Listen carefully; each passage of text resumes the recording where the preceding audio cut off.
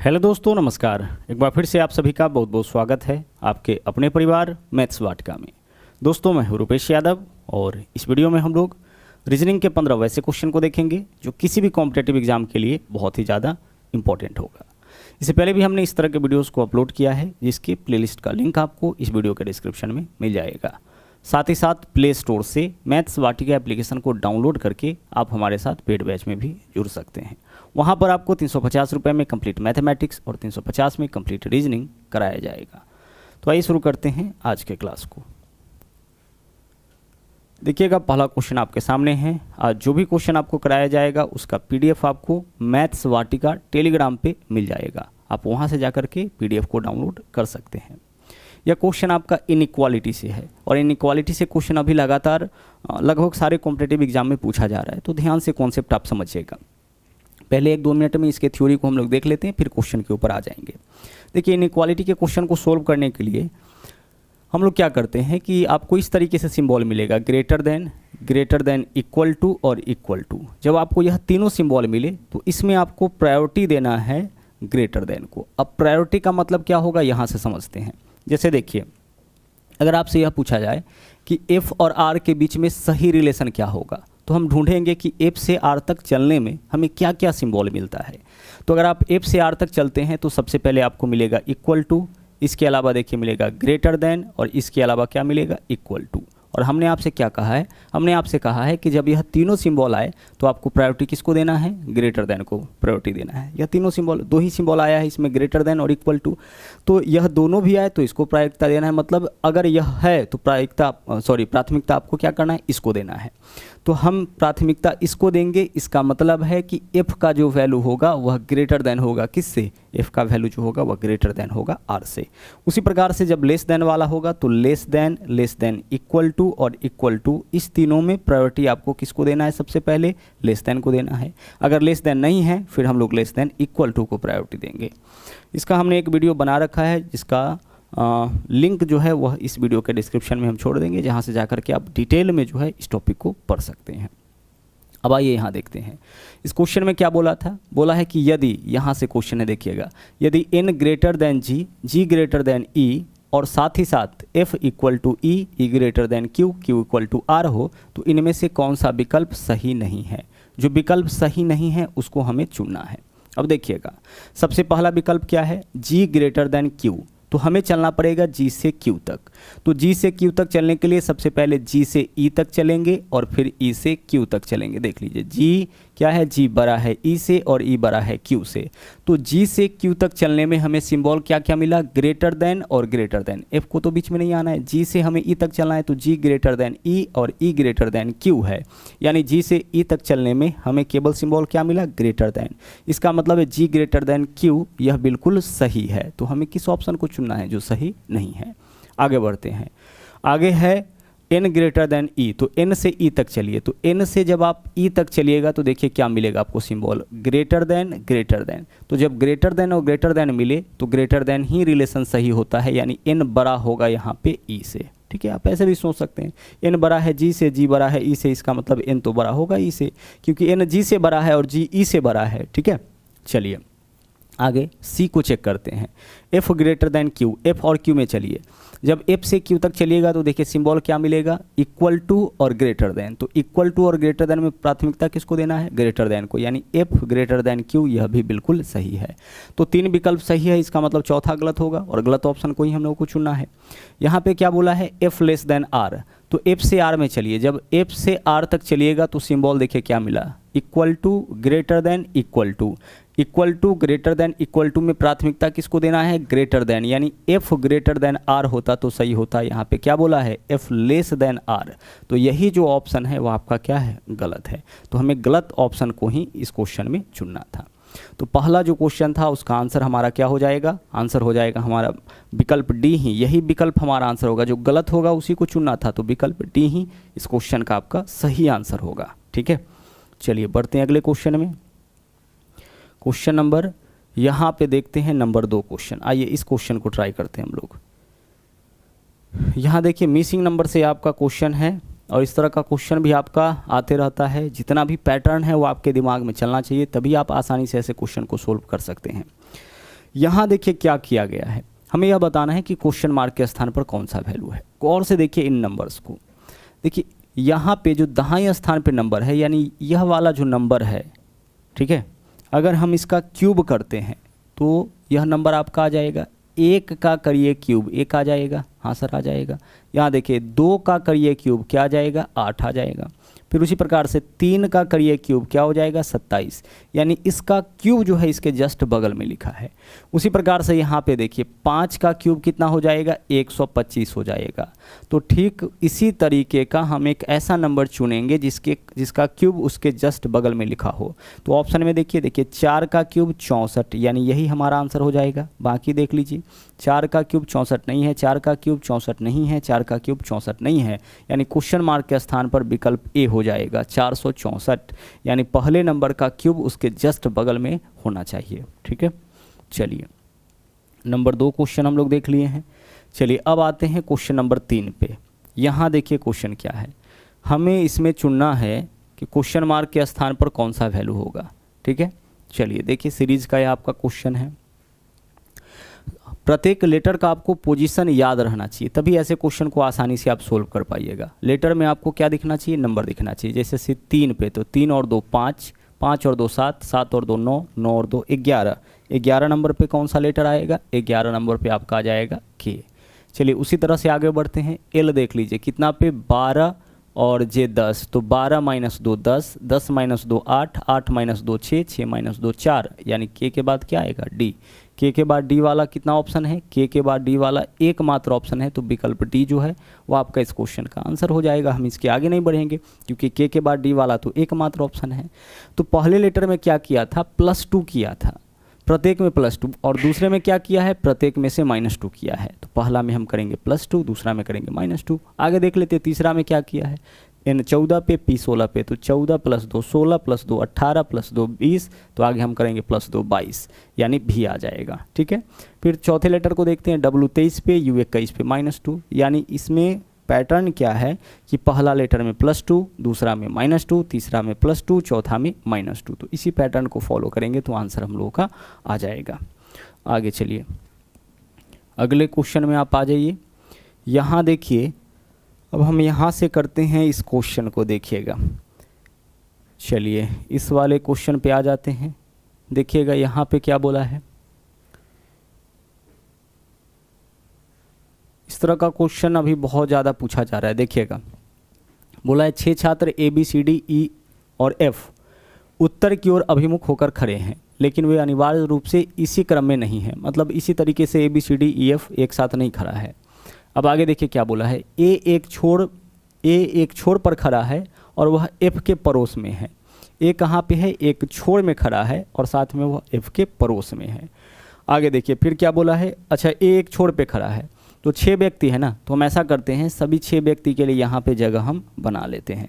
सभी 6 को बैठने के लिए यहाँ पे हम जगह बना लिए और सबका चेहरा किस दिशा में है, उत्तर की ओर है। ठीक है, चलिए 1 2 3 4 5 और 1 6। अब इस क्वेश्चन में क्या बोला था, पहला लाइन बोला है ए एक छोर पे है, तो किसी एक छोर पे बिठा लेते हैं। चलिए ए को हम इस छोर पे बिठा लिए, अगर इससे नहीं बनेगा तो फिर हम आगे क्या करेंगे, ए को इस छोर पे बिठा लेंगे। कन्फर्म इसमें तो किया नहीं है कि ए जो है वह वास्तव में बाएं छोर पे है कि दाएं छोर पे है, तो पहले हम बाएं छोर पे इसको बिठा लिए। अच्छा सबका चेहरा देख लीजिए किस ओर है, उत्तर दिशा में है। ऊपर की ओर रहने कहने का मतलब उत्तर दिशा में, और नीचे की ओर तो दक्षिण दिशा में। और जिसका भी चेहरा उत्तर दिशा में होगा उसका राइट और लेफ्ट यानी दायां और बायां बिल्कुल हम लोगों के अकॉर्डिंग होगा। ठीक है, इस तरफ इसका दायां होगा और इस तरफ क्या होगा, बायां होगा। तो बोला क्या था यहाँ पे, ए एक छोर पे खड़ा है और एफ उसके पड़ोस में।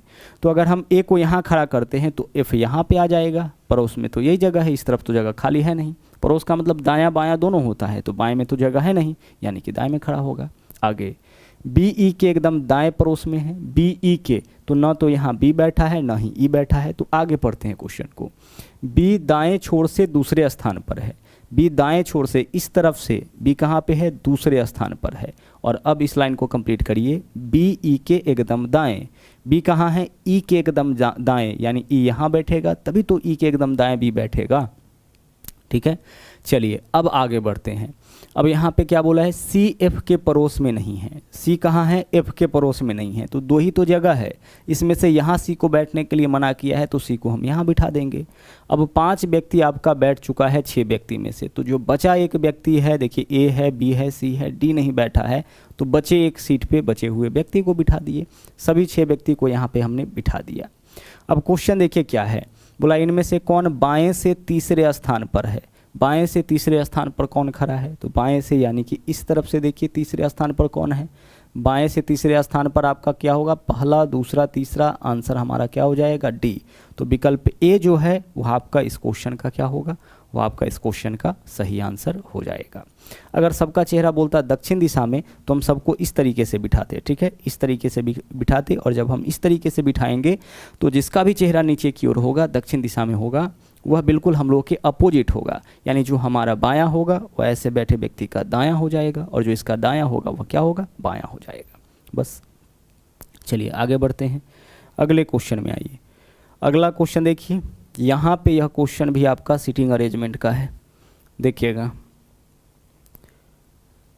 बोला क्या इस क्वेश्चन में, कुछ व्यक्ति गोल मेज के परितः केंद्र की ओर अभिमुख होकर के बैठे हैं। अब देखिए कुछ व्यक्ति से पता नहीं चला कि कितना व्यक्ति, तो हम काउंट कर लेते हैं कौन कौन है। एस है, आर है, क्यू है, 3 हो गया, टी है 4 हो गया, क्यू तो आ चुका है, यू है 5 है और पीछे यानी 6 व्यक्ति बैठा हुआ है। तो पहला काम तो हम यही करेंगे कि सभी 6 व्यक्ति को बैठने के लिए हम यहाँ पे जगह बनाएंगे इस तरीके से, ठीक है। सभी 6 व्यक्ति को बैठने के लिए हम जगह बनाएंगे। आइए बना लेते हैं इस तरीके से जगह। चलिए सभी 6 व्यक्ति को बैठने के लिए जगह बना लिए, 3 और 3 6। अब क्वेश्चन देखिए क्या बोला है, यहाँ से देखिए एस ठीक आर के सामने बैठा है। एस ठीक कहाँ बैठा है, आर के सामने। अब यहाँ से तो क्लियर नहीं हो रहा है कि एस कहाँ बैठा हुआ है, हम क्वेश्चन को वहाँ से बनाना शुरू करेंगे जहाँ से राइट और लेफ्ट बोलेगा, ठीक है। अब इसके आगे बढ़िए, यहाँ पे क्या है, जो। इस वर्ड का ध्यान रखिएगा, सिटिंग अरेंजमेंट के क्वेश्चन को सोल्व करना हो या ब्लड रिलेशन के क्वेश्चन को सोल्व करना हो, ऐसा वर्ड बहुत ज़्यादा यूज होता है। जो का मतलब होता है दो पर्सन में से, 2 व्यक्ति में से बाद वाला व्यक्ति। तो यह जो वर्ड किसके लिए आया होगा, आर के लिए आया होगा। एस आर के ठीक सामने बैठा है जो कहने का मतलब किसके बारे में बोला है, आर के बारे में। आर क्यू के बाईं ओर बैठा है। आर कहाँ है, क्यू के बाईं ओर। तो सबसे पहले हम क्यू को बिठा लेते हैं और क्यू के बाईं ओर किसको बिठा लेंगे, आर को बिठा लेंगे। इस तरफ क्यू का बायां होगा और इस तरफ क्यू का दायां होगा, ठीक है। क्या बोला था, जो क्यू के बाईं ओर पड़ोस में बैठा है, कौन, आर के बारे में बोला है कि आर क्यू के बाईं ओर, तो क्यू को बिठाएं, क्यू के बाईं ओर आर को बिठा लिए। अब आगे देखिए क्या बोला था, यहाँ पे इस लाइन का भी काम अब हो जाएगा। एस आर के ठीक सामने, एस कहाँ है, आर के ठीक सामने, यानी यहाँ पे आपका एस हो जाएगा। चलिए अब बढ़ते हैं आगे, एक लाइन का काम किए। टी क्यू के दाईं ओर पड़ोस में बैठा है। टी कहाँ है, क्यू के दाईं ओर, यानी यहाँ पे क्यू के दाईं ओर पड़ोस में यहाँ पे बैठा हुआ है। आगे यदि U ठीक Q के सामने, U कहाँ है, ठीक Q के सामने है, तो हमें बताना है P की स्थिति। चलिए 6 व्यक्ति में से 5 व्यक्ति बैठ गया है, एकमात्र सीट बचा हुआ है, व्यक्ति भी एक बचा हुआ है। इस बचे हुए सीट पे उस बचे हुए व्यक्ति को आप बिठा लीजिए। अब देखिए क्वेश्चन क्या है, यहाँ पे बोला है तो P की स्थिति क्या होगी। P की स्थिति हमें यहाँ पे बताना है। पहला ऑप्शन क्या है, T S, और यहाँ पे क्या बोला, बिटवीन S एंड T, यानी S और T के बीच। देखिए यहाँ तक तो क्वेश्चन आपका अंग्रेजी में है, यहाँ से हिंदी में है। क्या बोला है, S और T के बीच। तो देखिए तो क्या P S और T के बीच है, S और T के बीच नहीं। आगे बढ़िए, आगे बढ़ते हैं। U के बाईं ओर, U के बाईं ओर देख लीजिए, P U के किस तरफ है, P U के दाईं ओर है, तो यह ऑप्शन भी आपका क्या हो जाएगा, गलत हो जाएगा। आगे बोला है U और R के बीच, U और R के बीच, देखिए U और R के बीच P बैठा हुआ है, यह बिल्कुल सही है, तो विकल्प C हमारा आंसर हो जाएगा। R के दाईं ओर, तो P R के दाईं ओर नहीं है, बाईं ओर है, ठीक है। तो विकल्प C जो है वह आपका इस क्वेश्चन का क्या होगा, सही आंसर हो जाएगा। एक बार आपका अरेंजमेंट कंप्लीट हो गया, फिर इससे रिलेटेड जो भी क्वेश्चन पूछा जाएगा उसको आप आसानी से बना सकते हैं। चलिए बढ़ते हैं अगले क्वेश्चन में। अगला क्वेश्चन देखिएगा यहाँ पे, इसको तो हम लोग देख चुके हैं, आइए इस क्वेश्चन को देखते हैं। यह क्वेश्चन आपका कई दफ़ा ऑलरेडी पूछा जा चुका है। देखिएगा यहाँ पे क्वेश्चन क्या है, हमें इस क्वेश्चन का यहाँ पे आंसर बताना है। चलिए बोला यह गया है कि क्वेश्चन मार्क के स्थान पर क्या क्या होगा। देखिएगा अगर हम देखते हैं यहाँ से ए के बाद क्या है ई, और ई के बाद क्या है आई है, तो ए 1 नंबर, 1 और 4 5, 5 और 4 9, तो 9 और 4 13, यानी एम से शुरू होने वाला ऑप्शन ही हमारा आंसर होगा। तो सभी ऑप्शन एम से शुरू हो रहा है। आगे चलिए, डी होता है आपका 4 H 8 और L 12, तो 4 और 4 8 और 4 12, तो आगे 12 4 16, 16 नंबर पे क्या है पी है, तो एम के बाद पी।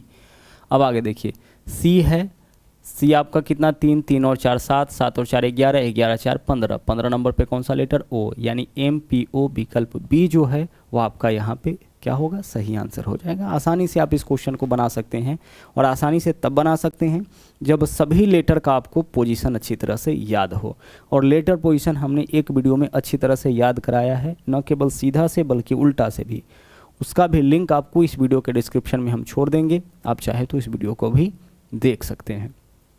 यहाँ देखिए, अब एनालॉजी का क्वेश्चन इस तरीके से पूछा जा रहा है, देखिएगा यहाँ पे क्या है, हमें इस क्वेश्चन में बताना है कि क्वेश्चन मार्क के स्थान पर कौन सा नंबर आएगा। गौर से देखिए, 11 का जो संबंध 127 के साथ है, आगे देखिए 19 का जो संबंध 367 के साथ है, वही संबंध 16 का किस नंबर के साथ होगा। ठीक है, इस तरीके से भी क्वेश्चन अब एनालॉजी का आने लगा है। अब ऐसे क्वेश्चन को देखिए कैसे बनाते हैं। यहाँ पे क्या है, 11 का जो संबंध 127 के साथ है, ठीक है, 19 का जो संबंध 367 के साथ है, वही संबंध 16 का किस नंबर के साथ होगा। देखते हैं 11 से 127 कैसे बनाया जा सकता है, तो 11 का करिए स्क्वायर और प्लस करिए 6, 127 हो जाएगा। 11 का स्क्वायर 121, 121 प्लस 6 127 हो जाएगा।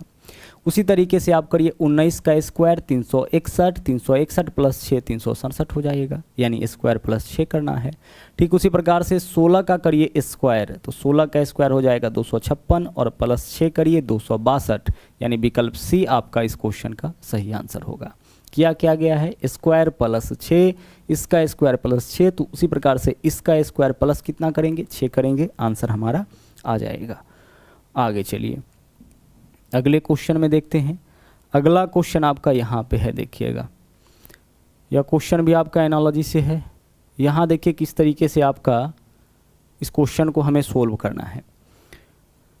यहाँ पे हमें यह बताना है कि इस नंबर का जो संबंध इसके साथ है, ठीक है, उसी प्रकार से इस नंबर का इसके साथ है, ठीक उसी प्रकार से इसका संबंध किस नंबर के साथ होगा।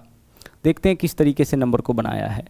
और से देखिएगा, इस दोनों का डिफरेंस देखिए, तो 6 और 4 में कितना का अंतर, 2 का अंतर यहाँ पे लिख दिया, और फिर 7 और 2 में कितना का अंतर, 5 का अंतर। गौर से देखिए, इस दोनों का अंतर एक साथ और फिर इस दोनों का अंतर, ठीक है।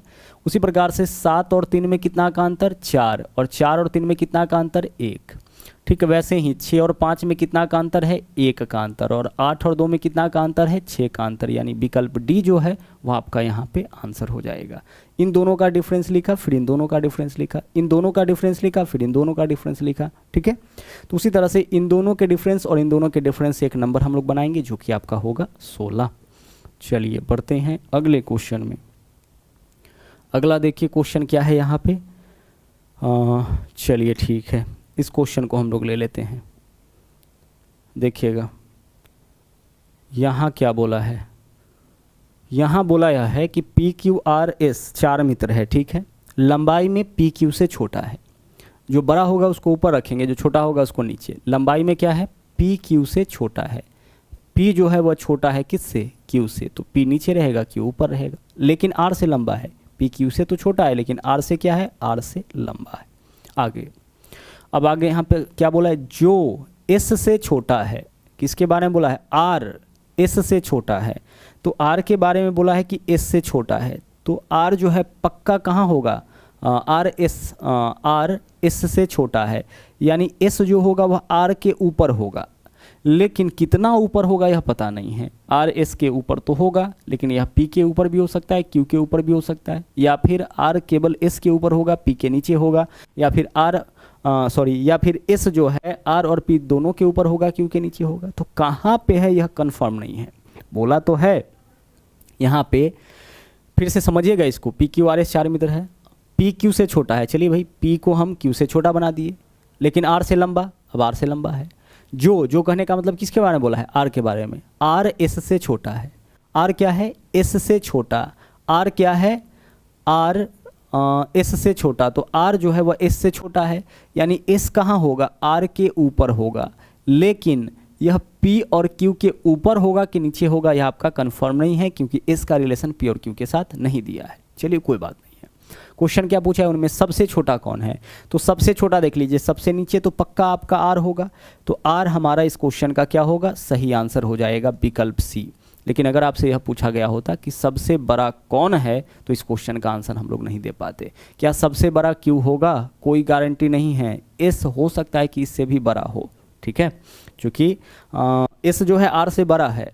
अब एस जो है आर से बड़ा है, लेकिन बाकी दोनों से छोटा है कि नहीं, ऐसा कुछ नहीं बोला है, तो एस जो है इन दोनों से बड़ा भी हो सकता है, इन दोनों से छोटा भी हो सकता है, कुछ भी हो सकता है। तो सबसे बड़ा पूछता तो आंसर हमारा डी हो जाता, ठीक है। इतने जानकारी से अपने क्वेश्चन का आंसर हम लोग नहीं दे पाते। चलिए बढ़ते हैं अगले क्वेश्चन में। अगला क्वेश्चन देखिए यहाँ पे क्या बोला है, देखिए इस क्वेश्चन को देखते हैं। रैंकिंग का यह आपका सवाल है। चलिए हिंदी वाले क्वेश्चन को ही लेते हैं हम लोग।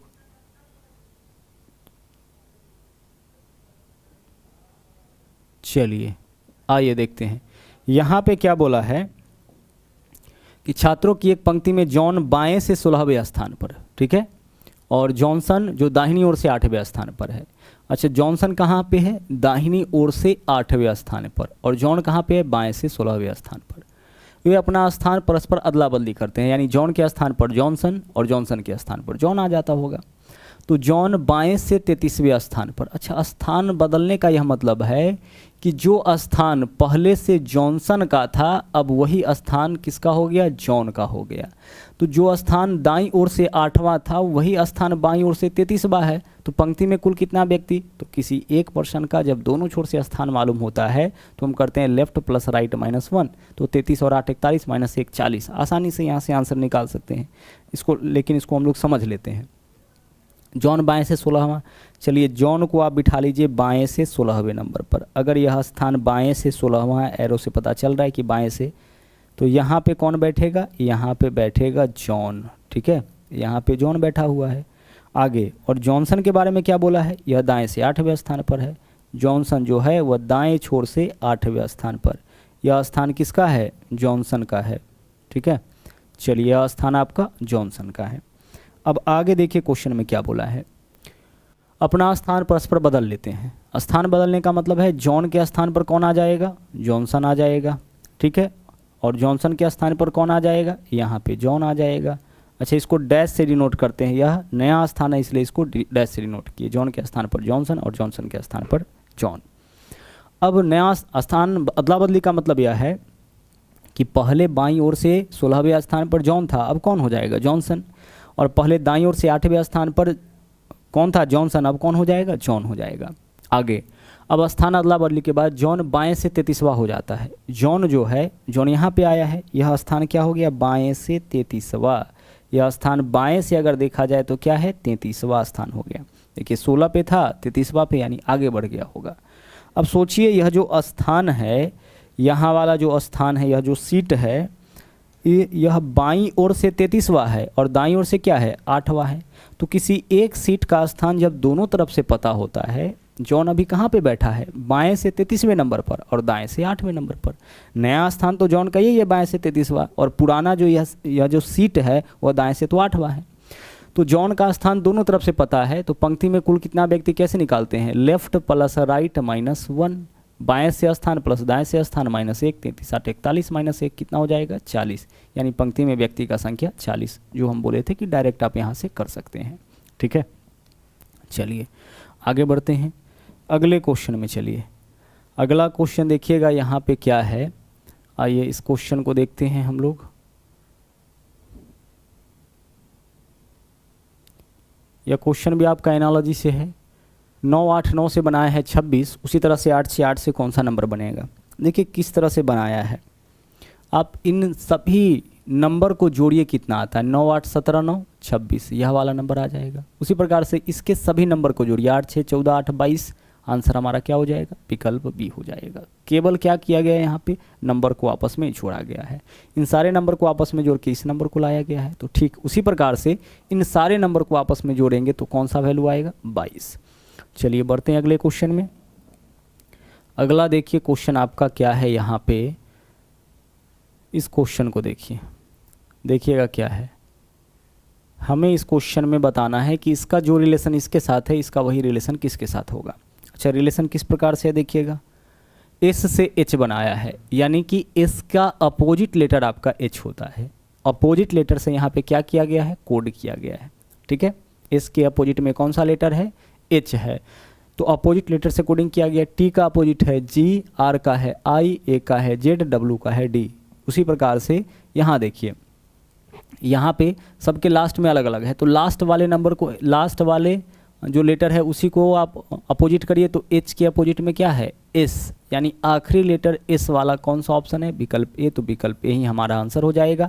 हालांकि हम चाहे तो सबको उल्टा कर सकते हैं। एन का उल्टा क्या होगा, एम, ओ का उल्टा होगा एल, आर का उल्टा होगा आई, टी का उल्टा होगा जी, और एच का उल्टा एस। ठीक है, तो M L I G S, विकल्प ए जो है यह आपका इस क्वेश्चन का सही आंसर हो जाएगा। आगे चलिए, अगला क्वेश्चन आपका यहाँ पे है। चलिए इस वाले क्वेश्चन को देख लेते हैं। इस तरीके से भी क्वेश्चन आपका पूछा जाता है। देखिए यहाँ पे जिस रिलेशन को फॉलो कर रहा है उसी रिलेशन को फॉलो करने वाला कौन सा ऑप्शन है।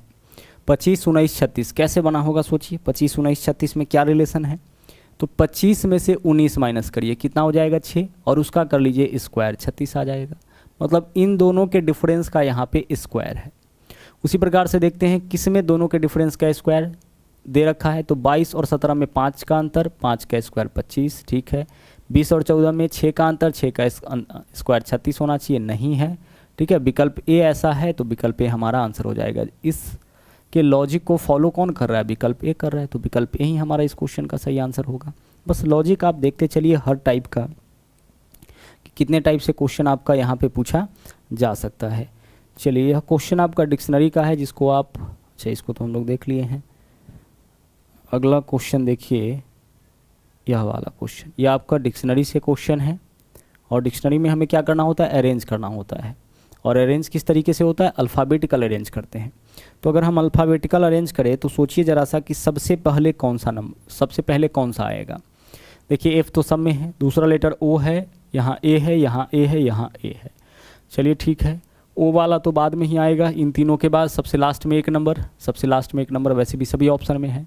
उसके बाद देखिए ए, ठीक है। तीसरा लेटर देखिए एन है, बी है, एस है, तो पहले तो बी वाला आएगा, यानी कि 4 नंबर वाला सबसे पहले आएगा।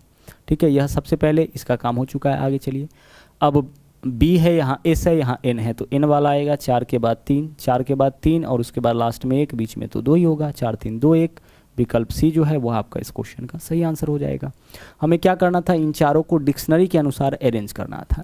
तो देखिए सबका पहला लेटर एफ है, तो एफ से तो नहीं होगा अरेंज। दूसरा है ओ ए, तो उसके बाद ए वाला आएगा। तो अब इन तीनों में से पहले कौन आएगा, तो ए के बाद इसमें एन है, इसमें बी है, इसमें एस है, तो बी वाला पहले आएगा। उसके बाद एन वाला आएगा, यानी 4 नंबर 3 नंबर, उसके बाद एस वाला, और फिर लास्ट में आपका यहाँ पे एफ के बाद तो ओ था ना, तो यह तो लास्ट में ही आएगा। चलिए बढ़ते हैं आगे। अगला क्वेश्चन देखिए आपका क्या है। सभी क्वेश्चन को हम लोग लगभग देख चुके हैं।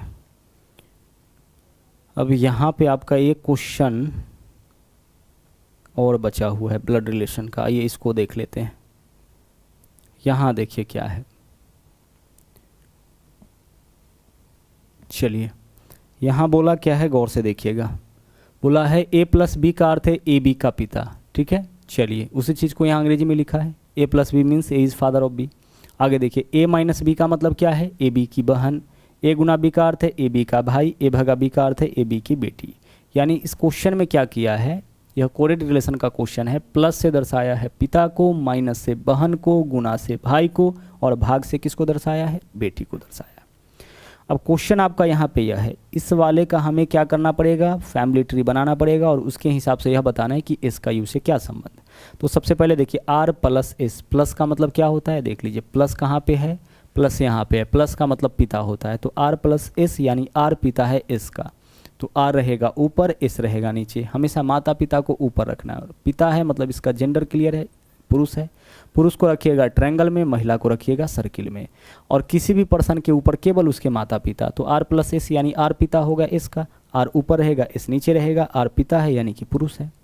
आगे देखिए एस गुना टी, गुना का मतलब क्या है भाई, तो एस भाई हो जाएगा टी का, तो एस और टी दोनों कहाँ रहेगा साथ में, और एस का भी जेंडर क्लियर हो गया, एस भाई है, ठीक है, भाई है मतलब पुरुष है, और एस और टी दोनों एक जनरेशन का है तो एक साथ रहेगा। आगे देखिए क्या है, टी माइनस भी, माइनस का मतलब बहन, ए माइनस बी का अर्थ ए बी की बहन, टी माइनस बी टी बहन है भी का, तो टी को बना दीजिए भी की बहन, तो टी और भी दोनों साथ में रहेगा, और टी का जेंडर भी क्लियर है, बहन है। अब आर का यह तीनों संतान हो गया, ध्यान रखिएगा, आर का यह तीनों संतान, और आर जो है इन तीनों का क्या है, पिता है। आगे भी भागा यू, भाग का मतलब क्या होता है, ए बी की बेटी, तो भी यू की बेटी। अब भी किसकी बेटी, यू की बेटी, तो भी तो आपका आर की बेटी, बेटी मतलब यह महिला होगी, तो भी तो आर की बेटी है ही, साथ में यू की भी बेटी कब होगा, जब आर और यू पति पत्नी होगा, तो आर पति है मतलब यू पक्का पत्नी होगा। भी जो है वह आर की तो बेटी है ही, आर के नीचे मतलब आर का संतान है ही, या यू का संतान कब होगा, जब आर और यू पति पत्नी होगा। अब क्वेश्चन में क्या पूछा है, इसका यहाँ पे फैमिली ट्री बन के तैयार हो गया। अब क्वेश्चन जो पूछा है बनाइए, एस का यू से क्या संबंध, एस कौन है यू का, एस का यू से यानी एस कौन है यू का, तो एस जो है यू का देख लीजिए कौन है, यू का यह पति है और पति का पुत्र है, यानी यू का पुत्र एस हो जाएगा। तो हमारा आंसर क्या हो जाएगा, पुत्र यानी कि बेटा। इन तीनों का यह दोनों माता पिता, यह पिता हो जाएगा, यह माता हो जाएगी, और यह तीनों जो है इन तीनों का संतान, यह पुत्र और यह क्या हो जाएगा, पुत्री हो जाएगा।